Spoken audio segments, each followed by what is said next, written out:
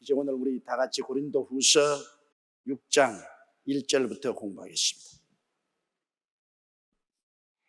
다 같이 읽겠습니다. 우리가 하나님과 함께 일하는 자로서 너희를 권하노니 하나님의 은혜를 헛되이 받지 말라. 우리가 누구와 함께 하는가? 이것이 우리 운명을 결정짓는 것입니다. 에덴 동산에서 아담이 하와와 함께 안 했으면 안 죽었을 거예요. 아담이 하와와 함께 해서 하와의 유혹에 넘어가는 것입니다. 하와는 뱀과 함께 했기 때문에 뱀의 꾀임에 빠졌습니다. 뱀하고 함께 안 했으면 꾀임에 안 빠질 것입니다. 요사이 땅에 막 기어다니는 저런 뱀이 아닙니다. 저주받기 전에 뱀은 짐승들 중에서 가장 아름답고 지혜로운 존재였습니다. 그래서 마귀가 뱀의 형상으로 하와를 찾으니까 짐승 중에 가장 아름답고 가장 지혜롭고 아주 멋있는 짐승이니까 하와가 선호했단 말입니다. 그래서 뱀하고 대화를 했습니다. 뱀이 하와에게 유혹을 한 것입니다. 정말 하나님이 동산 모든 실과를 다 먹지 말라고 하더냐? 아니라 동산의 모든 실과는 다 먹되 써나가라는 실과는 먹지도 말고 만지지도 말라 죽을까 하노라. 죽는다 했지 죽을까 하노라고 그런 말은 안 했거든. 하와가 하나님 말씀을 잘못 인용했어요. 뱀이 아니라 결코 죽지 아니하리라. 마귀는 언제나 하나님 말씀을 정면으로 부인합니다. 네가 그 열매를 먹는 날에는 눈이 밝았는데도 하나님처럼 될까 해서 그렇게 말씀한다. 그러므로 하나님 말씀을 우리가 분명하게 말해야 될 것하고 마귀는 언제나 하나님 말씀을 정면으로 부인한다는 사실을 우리가 알아야 됩니다.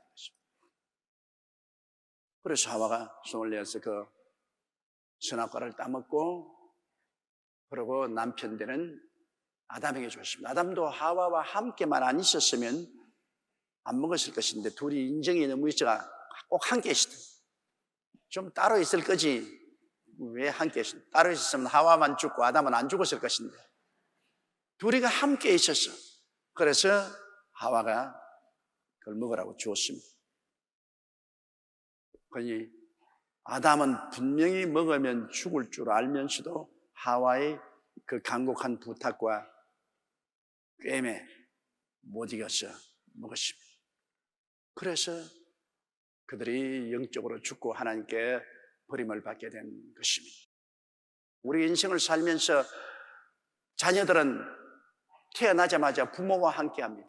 잘못된 부모를 만나면은 자녀들의 일생이 태어날 때부터 큰 슬픔과 고통. 이라크 국민은 사담 후세인과 함께 하다가 박살이 났습니다. 난리벼락을 받았어요. 복 있는 사람과 함께 하면은 복이 함께 임하는 것입니다. 리브가의 아버지 어머니 아브라함이 리브가를 며느리로 삼으려고 그의 종을 아람 땅에 보냈습니다.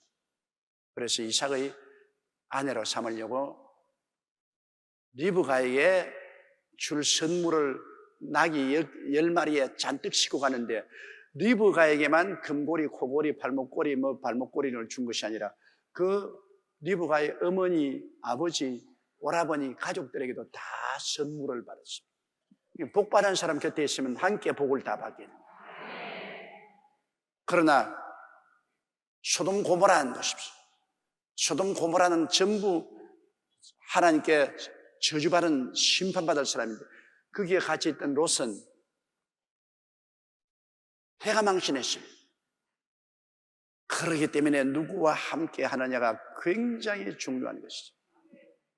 우리가 오늘 국가적으로 고민하는 것은 김정일이하고 가까이 있기 때문에 고민하는 것입니다. 그게 바로 우리 북쪽의 한국 땅을 점령하고 있어서 아주 독재를 행하고 있기 때문에 언제 불장난을 칠지 모르므로 그와 함께 한다는 것은 우리의 불안뿐 아니라 온 세계의 불안이 되어 있습니다. 그런데 우리가 하나님과 함께 한다면 이 얼마나 좋습니까?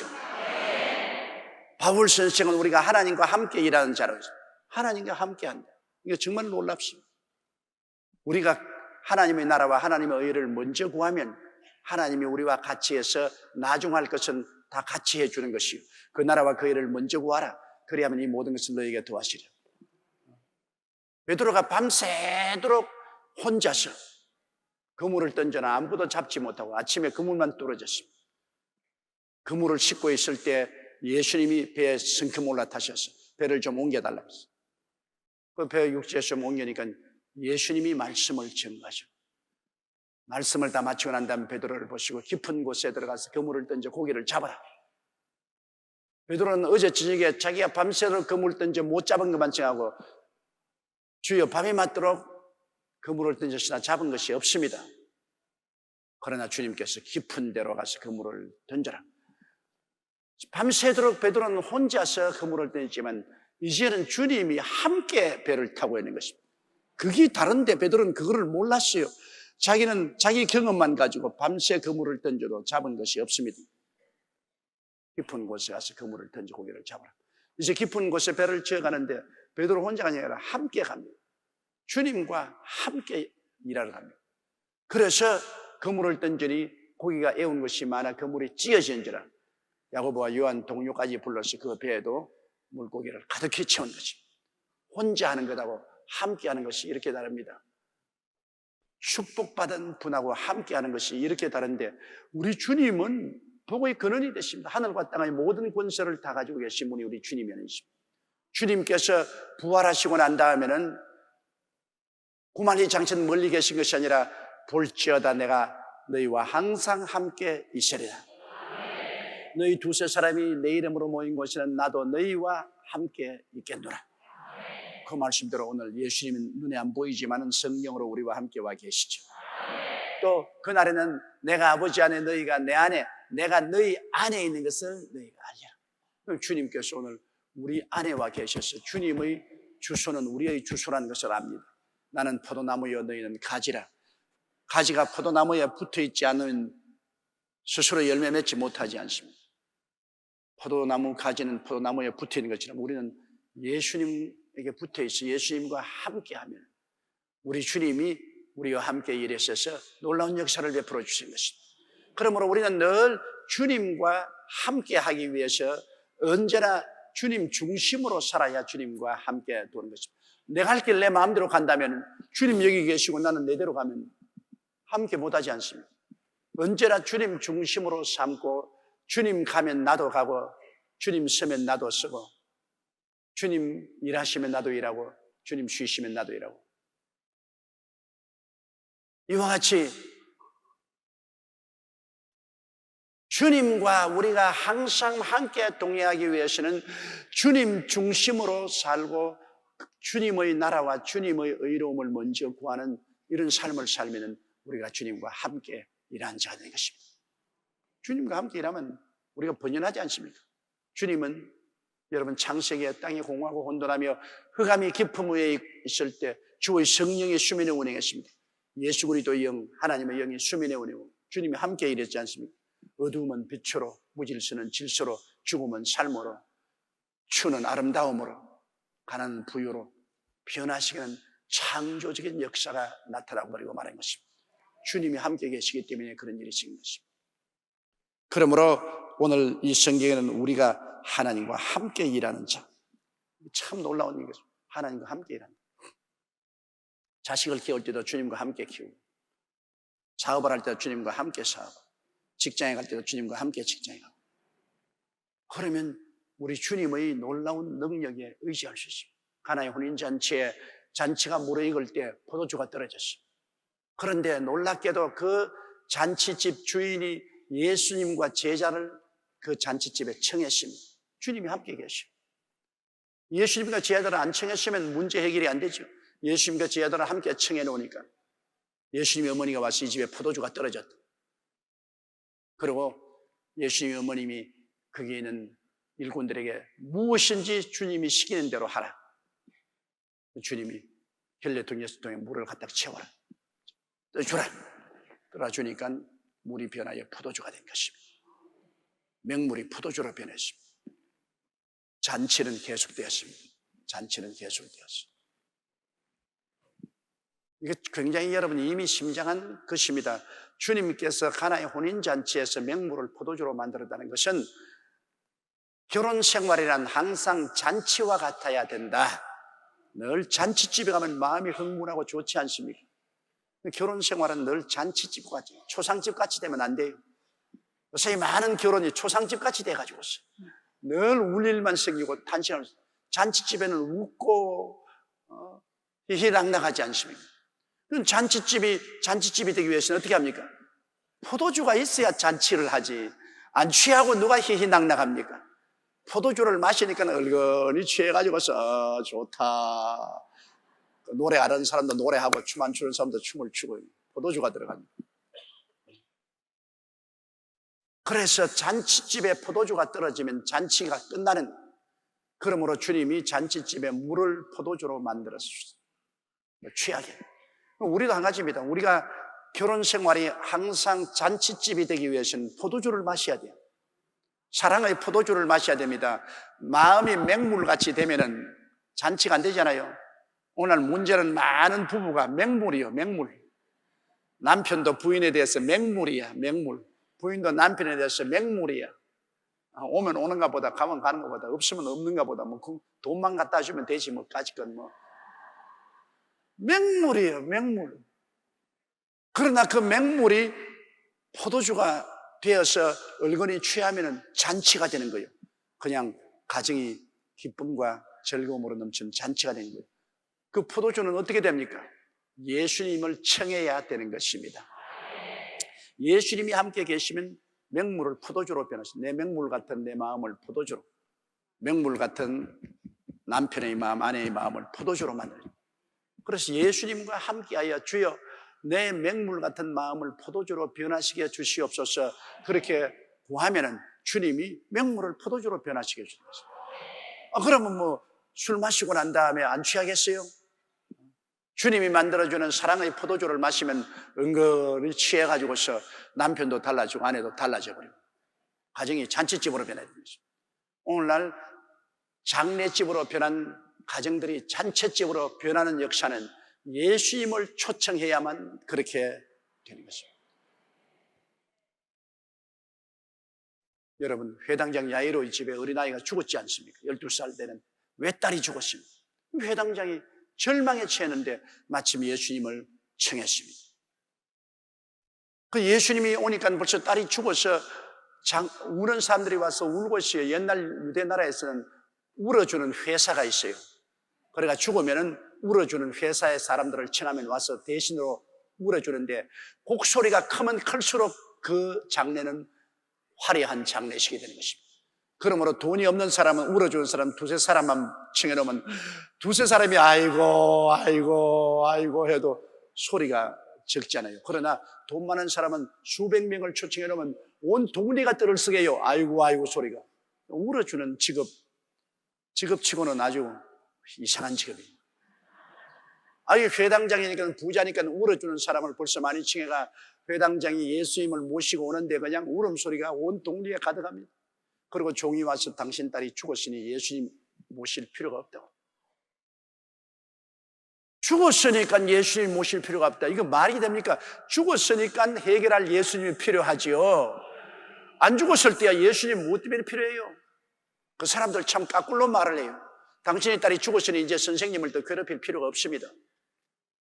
왜 회당장이 그냥 정신이 아득하고 천지가 캄캄하고 무릎이 벌벌 떨리고 그냥 힘이 쫙 빠졌습니다. 그때 예수님이 곁에 와서 두려워 말고 믿기만 하라. 주님과 함께 들어가니까 사람들이 울고 야단져 예수님이 울지 마라. 이 애가 죽은 것이 아니라 잔다 하니까 웃기는 소리 안에 죽어서 분명히 우리 죽음의 회사 울음꾼들을 청해와서 우리가 울고 있는데 자기는 몰자. 그러나 예수님이 그들 다 쫓아내고 울음보 터진 사람 다 쫓아내고 들어가서 어린 딸 잡고 달리다고 따라 일어나라. 일어나 버렸어요. 주님과 함께 일하는 자여 보십시오. 그러므로 예수 그리스도는 어제나 오늘이나 영원토록 동일하기 때문에 예수님과 함께 일하면 변화가 다가오는 것입니다. 이게 중요한 것입니다. 우리가 종교라는 것을 가지고 있어서 유익된 것 없습니다. 무슨 종교적 형식이나 의식을 가지고 있다고 그것이 무슨 효과가 발생하는 거 아닙니다.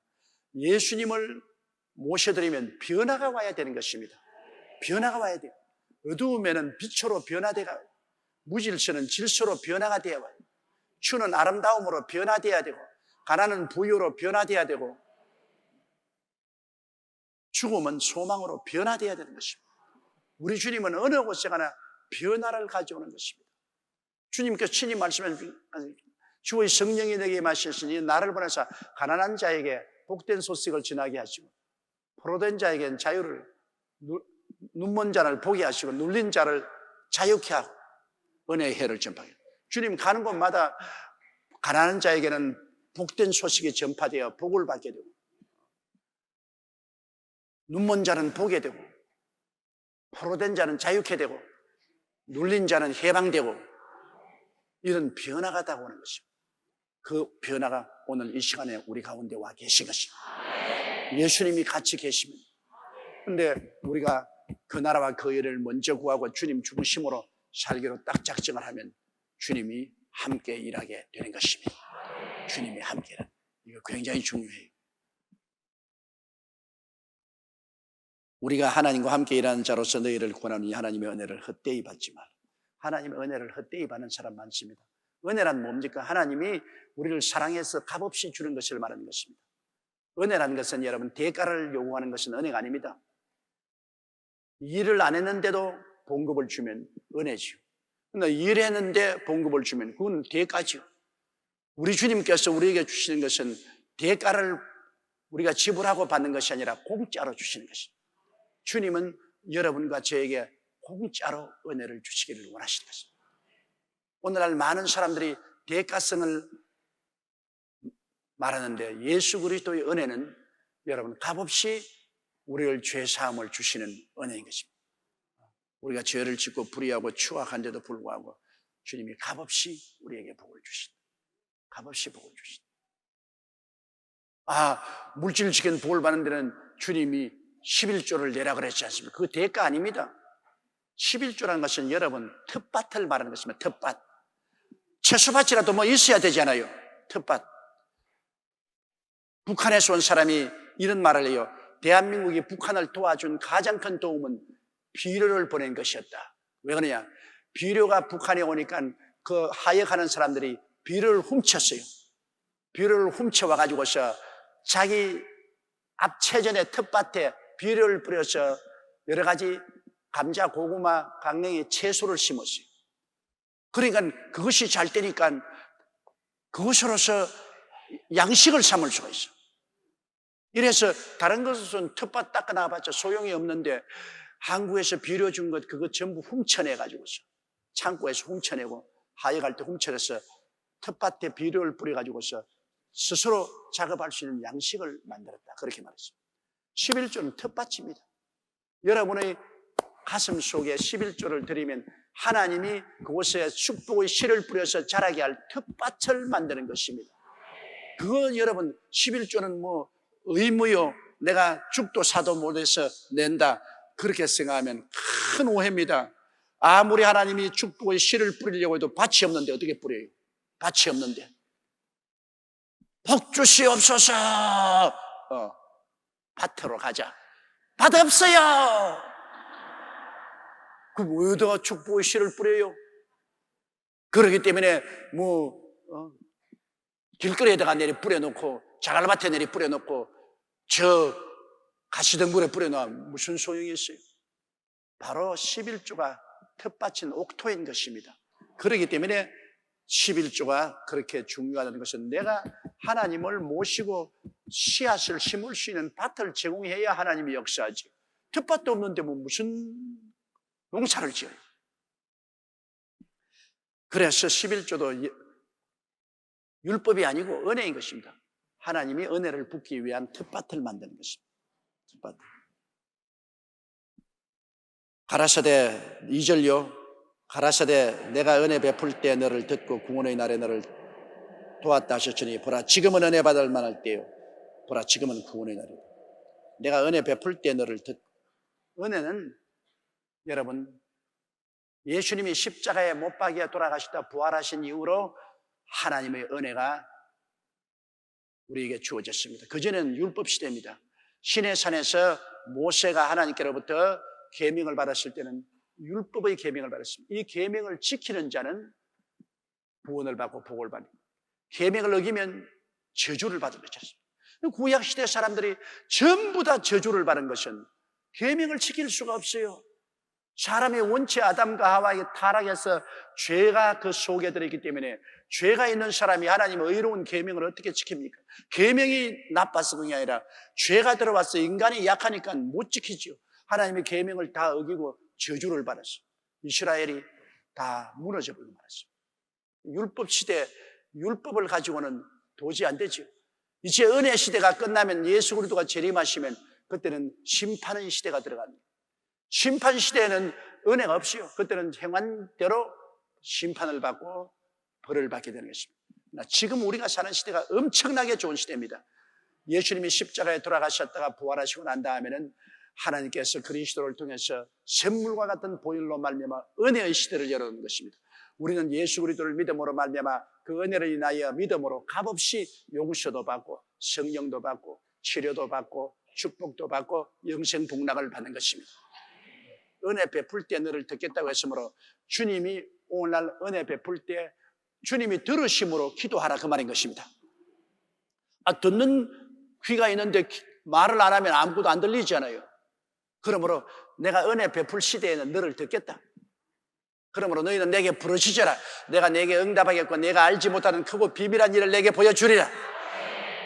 오늘날 시대는 기도하는 시대인 것입니다. 오늘 은혜 시대니까 여러분 우리가 여러 가지 하나님의 은혜를 생각하고 주의 도우심을 받기 위해서 보좌 앞에 담대히 나가 부르짖어 기도해야 되는 것입니다. 무엇인지 내 이름으로 내게 구하면 내가 시행하려. 주님 은혜의 시대는 내가 듣겠는데 그런데 사람이 기도를 안 하면 주님이 들으실 수가 없잖아요. 이러므로 은혜의 시대는 기도의 시대인 것입니다. 내가 은혜 베풀 때 너를 듣고 구원의 날에 너를 도왔다. 하나님이 오늘날 구원의 날인데 하나님이 직접 돕겠다. 하나님이 발그치고 내가 너를 돕겠다. 하나님이 나와서 직접 우리를 도와주시면 여러분 어떤 일이 생깁니까? 기적이 일어나는 것입니다. 우리 예수 믿는 사람과 안 믿는 사람의 다른 것은 예수 믿는 사람은 하나님의 뜻을 알고 믿고 기적이 일어날 것을 기대하고 꿈꾸고 우리가 긍정적으로 나아가면 놀라운 기적이 일어나는 것입니다. 예수 믿는 사람은 성령으로 말미암아 언제나 머릿속에 꿈을 꿀 줄 알아야 되는 것입니다. 꿈이란 뭡니까? 현실하고 다른 것이 꿈입니다. 현실에는 그렇지 않은데 우리는 꿈을 꾸고 있다. 그것은 왜냐? 하나님이 우리를 도우시고 기적을 행하신 하나님이 계시기 때문에 우리는 성령으로 무가 유가 될 것을 꿈꿉니다. 불행이 행복이 될 것을 꿈꿉니다. 질병이 고침받을 것을 꿈꿉니다. 실패와 낭패가 합당한 유익이 될 것을 꿈꿉니다. 십자가를 통해서 언제나 플러스가 될 것을 꿈꾸는 것입니다. 내게 불행이 있다고 하다기는 플러스다. 고통이 있다고 하다기는 플러스다. 낭패가 있다고 하다기는 플러스가 된다. 악을 변하여 선으로 만드시는 하나님의 역사를 꿈꿀 수가 있는 것입니다. 그렇기 때문에 예수 믿는 사람들은 꿈꾸는 사람들이에요. 예수 안 믿는 사람들은 눈으로 보고 귀로 듣고 냄새 맡고 손으로 만지는 감각적인 사람이지만 현실적인 사람이지. 우리는 꿈꾸는 사람이에요. 우리는 남이 울 때 우리는 웃어요. 이 사람아 슬픔을 당했는데 왜 우느냐? 다 끝장을 보면 알 것이 아닌가? 합동하여 유익이 될 것이니까 그거를 늘 꿈꾸는 겁니다. 우리 마음속에 꿈으로 덮어 씌워놨어요. 그러므로 그 꿈을 가지고서 우리는 모든 것을 보기 때문에 우리는 희망이 있고 소망차고 긍정적이고 적극적이 될 수가 있는 것입니다. 하나님이 도우십니다. 그러므로 내가 은혜 베풀 때 너를 듣고 구원의 날에 하나님이 도우심으로 우리는 기도하고 꿈을 잃지 말아요. 우리는 항상 마음속에 소망과 꿈을 가지고 우리는 늘 기도해 나가야 돼요. 내 앞길이 캄캄해도 꿈과 희망을 버리지 말고 기도해야 돼. 그게 바로 주님께서 은혜를 헛되이 안 받는 길이라는 것입니다. 꿈을 버리고 희망을 버리고 기도를 안 하면 하나님이 베푸신 은혜가 다 헛되고만. 그러나 어떻게 내 앞길 칠흑같이 어두워도 내가 꿈을 버리지 않고 희망을 버리지 않고 계속해서 주님께 기도하면 은혜의 비가 쏟아지기 시작하는 것입니다. 보라, 지금은 은혜 받을 만할 때요. 지금은 보라, 지금은 구원의 날이다. 한번 따라 읽었어요. 보라, 지금은 은혜 받을 만할 때요. 보라, 지금은 구원의 날이로다. 지금 은혜 받을 시간이에요. 지금 구원 받을 시간이에요. 그러므로 지금 꿈을 버리지 말고 희망을 버리지 말아야 돼요. 지금 우리가 주님께 부르짖어 기도해야 돼요. 외마디 소리로 주님께 기도해야 돼요. 기도를 여러분 복잡하게 하니까 기도하기가 힘들지. 큰 말을 만들어내려니까 웅변가도 아니고 소설가도 아니고 어떻게 말을 다 만들어내요. 그런데 가만히 성도들 보면 말을 막 자꾸 만들어내려고 애를 쓰는데 그러면 정신이 시끄러워서 나중에 기도도 안 돼. 단순한 말로 가지고서 병 들었으면 고쳐주옵소서, 고쳐주옵소서, 고쳐주옵소서, 고쳐주옵소서, 고쳐주옵소서. 이게 기도예요. 우리 자식들 구원하여 주시옵소서. 주님, 이미 주 예수를 믿어라. 그래야만 너와 내 집에 구원을 얻으라 하시니 이미 구원받았으므로 구원시켜 주시옵소서. 믿음의 기도란 그런 기도를 만든다. 믿음의 기도는 이미 응답받은 줄 알고 믿고 그러고 기도하는 것입니다. 병자가 병난 믿음의 기도는 하나님이 제가 채찍에 맞음으로 내가 나음을 입었으니 이미 나았으므로 고쳐주옵소서. 이미 나았으니 고쳐주옵소서. 이미 나았으니 고쳐주옵소서. 그렇게 단순하게 계속해서 그득그득 기도하면 1시간도 좋고 2시간도 좋고 마귀가 밀어붙인. 근데 그걸 뭐 온갖 복잡한 말을 다 연구해가지고 그냥 책을 적어도 한 권씩 찍을 거야 그냥. 그러니 얼마나 복잡합니까? 그게 나중에 기도해놓고 난 다음에 무슨 말이니까 나도 너무 복잡하게 말을 해서 무슨 말인지 모르겠다. 그러면 안 돼. 여러분, 기도는 단순하게 해야 돼. 단순하게, 강하게 그렇게 기도해야 되는 것입니다. 3절요. 우리가 이 직책이 회방을 받지 않게 하려고 무엇이든지 아무에게도 끄리끼지 않게 하고. 이 직책이란 사도 바울 선생의 사도적인 직책입니다. 여러분, 직책을 받을수록 우리가 조심을 해야죠. 그럼 바울 선생께서도 사도이기 때문에 하나님께 큰 책임을 지고 있습니다. 이러므로 우리가 이 직책이 회방을 받지 않게 하려고. 조금만 잘못하면 사람들이 그것을 가지고서 회방하니까 이 직책이 회방을 받지 않으려고 무엇인지 아무에게도 끄리끼지 않게 누구에게든지 말썽 소지가 되지 않도록 행동을 한다는 것입니다. 우리가 아버지는 아버지로서의 직책이고 어머니는 어머니로서의 직책, 개인적인 책임, 사회적인 책임, 국가 앞에서의 책임, 이런 직책들이 우리가 있기 때문에 우리가 참 행동 조심해야지. 그러나 이하간 바울 선생은 성직자입니다. 우리가 이 직책이 회방을 받지 않게 하려고 무엇이든지 아무에게도 끄리끼지 않게 하고. 4절요. 오직 모든 일에 하나님의 일꾼으로 자천하여 많이 견디는 것과 환난과 궁핍과 곤란과.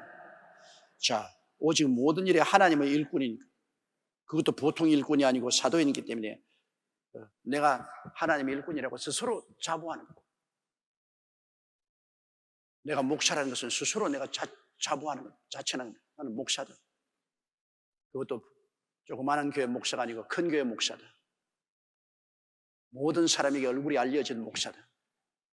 그러니까 내 스스로 사람들에게 시험거리가 안 되려고 노력을 해야 되잖아요. 그렇기 때문에 바울 선생은 말하기를 많이 견딘다. 어려운 일을 당해도 쉽게 낙심하지 않고 많이 견딘다. 사람들에게 누가 끼치지 않기 위해서 견딘다. 화가 나도 많이 견딘다.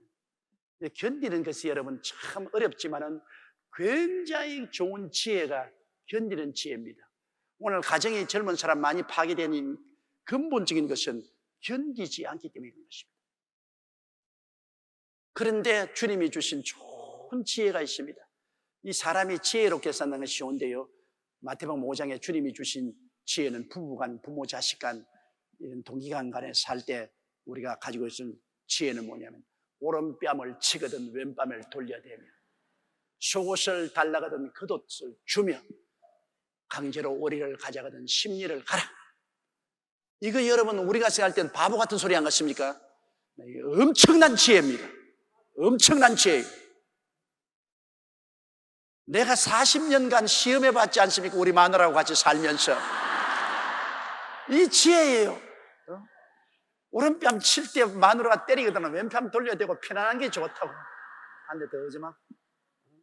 강제로 오리를 가져고 고집을 부리면 심리까지 그냥 따라가. 그 돈 내놓으라 하면 속옷까지 주고. 내가 손해를 보더라도 평안한 것이 좋습니다.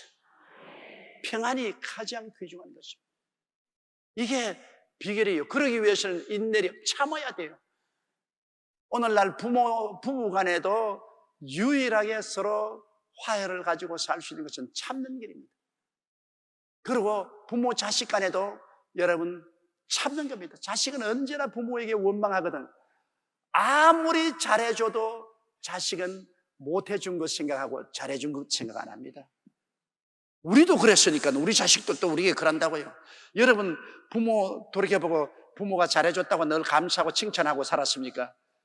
잘해준 건 잊어버리고 못해준 것만 자꾸 생각하지 않아요. 그러니까 자식 기를 때도 참아야 돼요. 그리고 동기간에 같이 살 때도 참아야 돼요. 중국에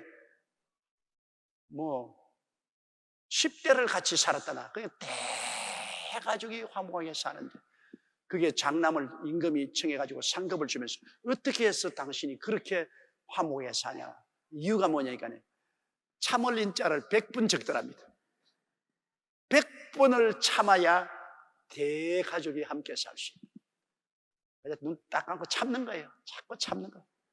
참자. 그러면 오늘날 그 많은 가족들이 이혼을 하지 않고 가정이 안 깨지고 상처를 입지 않고 살 수 있어요. 견디는 것입니다. 여러분 목회도 그래요. 이 큰 교회를 목회하려면 성깔 다 내면 교회 벌써 깨져요. 참아야 돼요. 누가 무슨 말해도 그냥 엎드려서 이렇게 울고 그냥 참아야 돼요. 제가 이 한 교회를 45년 동안 목회하지 않습니까? 그 상 받을 만해요. 한 교회에 45년간 목회한다는 것은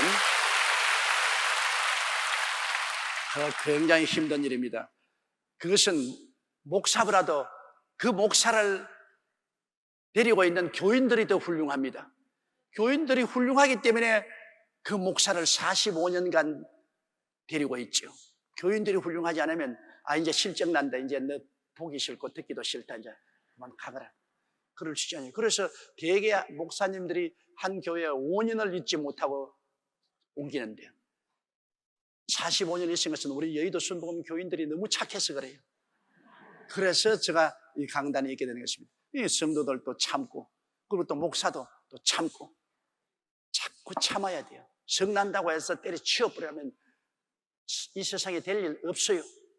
오래 참고. 그 사랑은 제일 첫째가 오래 참고. 사랑한다고 하면 막 납작 웃음을 웃으면서 아유 좋아. 그러다가 또 싫으면 팍 큰 웃음을 내면 그건 사랑이 아니에요. 사랑은 덤덤하더라도 오래 참는 것이 사랑인 것입니다. 쟁개비 같이 파르르 끌어오는 건 그거는 또 불난까만 싹 하고 식어버립니다. 그러나 조선속같이 부를 때에도 부글 이거 좀처럼 뜨거워지지 않다가 한번 데워놓으면 며칠 그대로 뜨거워요. 오래 참는 것. 사랑은 감정적으로 끓어오르는 것이 아니라 오래 참는 것이 사랑입니다. 그러므로 여러분도 남편이나 자식들을 사랑한다는 것, 그들이 어떻게 해도 오래 참고 이해하고 동정하고 사랑하고 화해하고 평안을 가진 이게 사랑입니다. 감정보다도 오래 참는 겁니다. 그래서 바울 선생이 그가 사도가 된 제일 첫째 하는 것이 뭐냐? 견디는 것입니다. 오래 참는 것이 사랑입니다.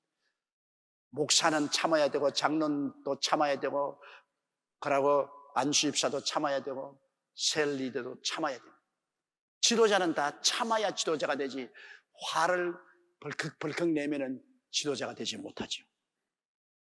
그래서 바울 선생은 자기 많이 견디는 것과 환난과, 그가 복음을 전가하고 나가는데 환난은 밖에서 당하거든요. 밖에서 많은 풍파가 됩니다. 막 사람들이 복음에 반대하고 그냥 끌려가서 신문도 당하고 핍박도 당하고, 밖에서 다가오는 것은 환난입니다. 우리 예수 믿는 사람은 다 환난을 당하는 것입니다. 예수 믿는다고 해서 우리가 불이익을 당할 때가 많잖아요. 환난과 궁핍. 바울 선생은 그때 늘 댕기면서 선교사 역할을 했기 때문에 한 곳에 머물러 있어서 목회했으면 성도들이 월급을 주든지 한 곳에 직장을 구했는지, 그는 늘 떠돌아다니는 나그네였습니다. 방랑자였어요. 오늘은 이 도시에서 내일은 저 도시로 방랑하니까 궁핍할 수밖에. 바울 선생께서는 굉장히 궁핍했어요. 바울 선생이 가족이 없이 혼자 목회한 것은 그런 사람 따라다닐 부인이 절대 없어요. 매일같이 방랑을 하면서 정처 없이 사는데 어떻게 가정을 이룰 수가 있습니까? 그래서 바울 선생은 자기의 경험을 말한 것입니다. 견디는 것과 환난과 궁핍과 곤란과 곤란할 일 많이 당하죠. 왜냐하면 안 믿는 사람과의 관리들과 그들의 각 나라에 가면 그 각 나라에 있는 관리들과 여러 가지 어려운 곤란한 일이 많이 당하죠. 성도들과의 또 여러 가지 곤란한, 자꾸 타락하고 교회에서 이단이 생기고 곤란한 집도 많이 있습니다. 그리고 매 맞음과, 바울은 매를 많이 맞았어요. 한 번은 돌을 맞아 죽었다가 살아났고, 회장으로 무슨 5번이나 맞았는데 40에 하나 가만 매도 막 많이 매 맞았어요. 그리고 감옥의 갇힘과, 그리고 요란한 것과, 하는 것마다 반대파들이 부러지고 요란스럽고 아주 분쟁이 일어나는 요란한 것과 수고로움과, 그렇게 살자니까 얼마나 수고롭습니까? 그리고 자지 못함과, 늘 여행을 하고 있으니까 여행하는 사람이 잠을 잘 잘 수 있어요. 여행하는 사람 잠을 잘 못 자요. 저도 여행을 해보면 시차도 있고 고랑하면 잠을 잘 못 자요. 먹지 못함과, 먹을 대접을 받을 시간도 없고 대접해 준 사람도 없고, 그러니까 굶을 때가 많죠. 먹지 못함과, 그 다음 깨끗함과, 그럼에도 불구하고 이 세속과 물들이지 아니하고 깨끗하게 살아야 돼요. 그리고 지식과, 하나님의 지식을 올바르게 알아서 진리를 전파해야지 이단과 사설을 전파해야 되니까 지식, 그리고 오래 참음과, 아까 말한 견디는 오래 참음과, 그리고 자비함과, 불쌍히 여기는 마음, 사람들이 내게 오른뺨을 치면 왼뺨을 돌려야 되는 자비한 마음, 불쌍한 마음을 가져야 되고, 성령의 감화와, 또 하나님 말씀을 전가할 때 성령님의 감화를 받고 설교해야지 인간적인 지혜로 설교해서는 안 돼요. 머리에서 이렇게 나오는 말은 사람을 감동시키지 못해. 뱃속에서 하나님 말씀이 넘쳐나와야 돼요. 그러기 위해서는 기도를 많이 해야 되는 것입니다. 저도 제일 저희 목회 생활에 큰 힘드는 것이 기도입니다. 기도해야 성령이 넘쳐나오지, 기도하지 않으면 성령이 넘쳐나오지 않습니다. 그러므로 그래야 성령의 감화, 감동이, 아무리 아름다운 말을 해도 성도들의 감동이 안 되면 소용이 없어요. 그 말을 들을 때 마음이 허무해지고 감동해지는 것은 그 사람 말 잘해서 그런 게 아니라 성령의 역사에서 그렇게 하시는 것입니다. 거짓이 없는 사랑과, 사랑도 거짓된 사랑이지 않습니까? 덩치고 감 빼먹으려고 하는 사랑도 있어요. 그러나 진실한 사랑, 거짓됨이 없는 사랑과, 진리의 말씀과, 진리의 말씀, 하나님의 말씀, 거짓된 인간의 말이 아니고 하나님의 말씀, 하나님의 능력 안에서 의의 병기로 좌우하고, 하나님의 능력 안에서 우리가 의의 병기는 예수 그리스도의 믿음으로 말미암아 구원받는 의의 병입니다. 믿음의 복음 말씀으로 이쪽에 가나 저쪽에 가나 믿음의 복음 말씀으로 사람들과 교제하고, 그리고 또 보면 영광과 욕됨으로 말미암으며, 이거는 여러분 같이 성경 안 읽고 내가 그대로 해 나갑니다. 영광과 욕됨으로 말미암으며, 믿는 사람들은 바울이 오면 박수를 치고 영광스럽게 대하지만, 안 믿는 사람은 저 죽일 놈, 저 사기꾼, 저 못된 놈이라고 또 욕합니다. 그러므로 영광도 받고 욕도 받는다. 속이는 자 같으나 참되고, 예수 안 믿는 사람은 우리 보고 저 거짓말쟁이라 하지 않습니까? 자기 부인이나 아들, 딸 보고 안 믿는 사람은 너 여의도 순복음교회 속았어. 그게 그 목사가 너 속여가지고서 돈이나 뽑아내려고 하고. 근데 그 왜 가? 그 전부 다 거짓말쟁이야. 속이는, 안 믿는 사람 우리 보고 우리 속이라고 합니다. 세상에 대낮에 그런 거짓말에 얻어 있는 사람이 죽으면 그뿐이지 천당과 지옥이 얻어 있어. 예수를 믿지 말고 내 주먹이나 믿어라. 이렇게 말하지 않습니까? 그 사람은 우리가 속이는 것으로 생각하고 있습니다. 그러나 바울 선생은 말하기를 속이는 자 같으나 참되고, 우리가 말하는 건 진짜 참되는 거예요. 참으로 우리가 예수를 믿어 구원받고 영생 복락을 얻고 믿지 않으면 멸망받는 것 참된 말을 하는데 다른 사람들은 우리를 속이는 사기꾼이라고 말합니다. 속이는 자 같으나 참되고 무명한 자 같으나 유명한 자요. 믿는 사람들에게는 유명하지요. 안 믿는 사람들에게는 알아주지 않으니까 무명하지요. 믿는 사람들은 주의 말씀을 전하는 사람 유명하게 생각하지 않습니다. 그러나 안 믿는 사람은 아주 무시해버려요. 유명한 자, 무명한 자 같으나 유명한 자요. 죽는 자 같으나 보라 우리가 살고 핍박을 받아가지고서 완전히 죽는다 같으나 실제는 주 예수 그리스도 안에서 영원히 살아있다. 죽는 자 같으나 그러나 영원히 살아있고, 징계를 받는 자 같으나 죽임을 당하지 않아. 세상에서 쫓겨나고 멸시하고 천대받고 버림받은 자 같으나 그러나 징계를 받아서 버림받은 자 사람 같으나 죽임을 당하지 않는다. 주님이 같이 계심으로 왜 죽어요? 살지. 세상이 버려도 주님은 품에 품어주니까 살아나고, 근심하는 자 같으나 항상 기뻐하고.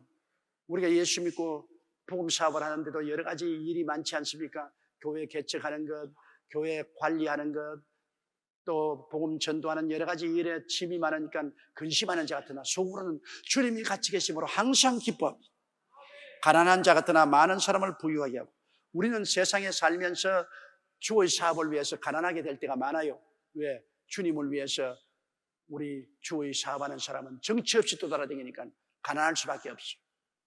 더구나 사도시대 그 당시에는 주의 종들이 교인들도 많지 않고 도와주는 사람이 많지 않았기 때문에 가난한 자 같으나 많은 사람을 부유케 하고, 복음 말씀을 통해서 복음을 듣고 사는 사람에게는 정말 축복받을 수 있는 하나님의 은혜의 말씀을 전하니까 자기는 가난해도 수많은 사람을 부유하게 만들고, 아무것도 없는 자 같으나 모든 것을 가진 자로. 뭐 예수 믿고 돌아다니는 털터리로 아무것도 없는 같이도 주 안에서 모든 것을 다 가지고 있습니다. 천국 영생 복락을 다 가진 정말 부자라고. 그래서 바울 선생은 여기에 역설적인 것을 예를 들어 말하면서 그 사도의 역할이라는 것이 어떤 것을 우리에게 보여주고 있는 것이 명함을 보여주고 있어요. 어떤 면으로 보면 사기꾼 같은데 참으로 보면 참된 말을 하는 사람이에요. 어떤 때는 보면 죽는 같은데 실제로 보면 살고 있고, 어떤 데는 징계를 받아 버림받은 같은데 어떤 데는 주님이 영접해서 주님의 축복을 받는 사람. 도저히 이 기독교 신앙이라는 것은, 여러분, 하나님과 같이 하는 것은 인간으로 이해할 수 없습니다. 우리가 사방으로 움켜사인 같은데 속에 예수님이 계시기는 움켜사이지 않는다. 막 움켜사 보는데도 저 사람 사이지 않냐고. 그리고 답답한 일을 당해도 낙심하지 않는다. 어마어마하게 답답한 일을 당해서 저 사람이 이제 끄적났다 하는데도 울부짖고 기도하더니 히히 웃고 나옵니다. 이 답답한 일을 당해도 낙심하지 않냐고.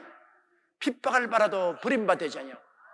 핍박을 받아서 사람에게 다 왕따를 당해도 그래도 버림받지 않냐고. 성령이 같이 해서 마음에 기쁨을 가지고 있어요. 핍박을 받으면 울고 움츠릴 줄 알았는데 그렇지 않다. 거꾸로 들임을 당해도 망하지 않는다. 거꾸로 들임을 죽이는 것입니다. 죽여버려도 안 망한다. 왜? 부활이요 영생인 주님을 모시고 죽으면 천당 가는 것이니까 거꾸로 때림을 당하여도 망하지 않는다. 이게 역설적인 것입니다. 우리 기독교 신앙이란 언제나 역설적인 것이 있습니다.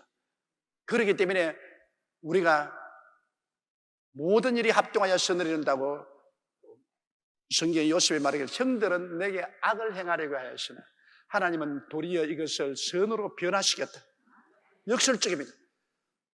요셉의 형들은 요셉을 망하게 하려고 악을 행하려고 종으로 팔았으나 하나님은 이것을 바꾸어서 애굽의 국무총리가 되는 아주 역설적인 일을 하는 것입니다.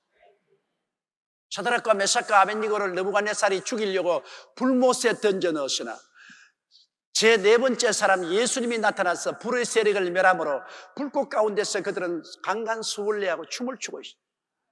그래서 느부갓네살이 불러내서 보니까 머리카락도 하나 타지 않고 옷에 거스른 자격도 없고, 느부갓네살이 놀라서 그때 회개하고 그도 하나님을 믿게 되고 사드락 메삭 아벳니고를 높여주었다. 사람은 악을 행하려고 했으나 결국 보니까 오히려 선이 되었다. 다리오 왕 때 다니엘을 그 원수들이 참수해가지고 사자굴에 던져버려요. 사자굴에 던지면은 죽지 않아요. 그런데 사자굴 속에 주님 천사가 같이 와서 사자 입을 막았으므로 사자굴 속에서 살아서 나오자 다리오 왕이 그를 높여서 국무총리로 만들어버렸다. 그 원수들은 사자굴 속에 던지니까 다 죽더라. 그러므로 기독교 신앙이란 하나님이 있으면 모든 것이 역설적으로 안 되는 것이 되게 되고, 죽는 것이 사는 것이 되고, 어두운 것이 환한 것이 되고, 망하는 것이 흥하는 것이 되고, 실패가 성공이 되고, 이런 역설적인 역사가 있는 것입니다. 그렇기 때문에 우리 예수 믿는 사람은 항상 희망과 꿈을 버리면 안 됩니다. 어떠한 일이 있어도 희망과 꿈을 버리지 않고 계속 기도하면서 긍정적인 마음을 가지고 살아야 되는 것입니다.